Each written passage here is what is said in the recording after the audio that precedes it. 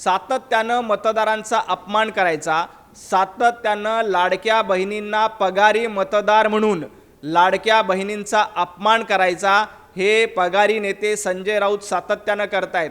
याआधी देखील दसरा मेळाव्यात उद्धवजी ठाकरे यांनी अशाच पद्धतीनं मतदारांना पगारी मतदार म्हणून, लाडक्या बहिणींना पगारी मतदार म्हणून त्यांचा अपमान करण्याचं काम केलं होतं।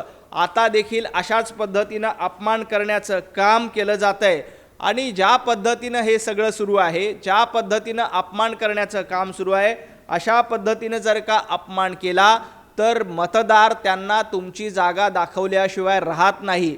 बघा, उद्धवजी ठाकरे काय म्हणतात की 80 कोटी लोकांना तुम्ही मोफत राशन देताय। 80 कोटी लोकांचा अपमान करण्याचं काम उद्धवजी ठाकरे तुम्ही करतायत।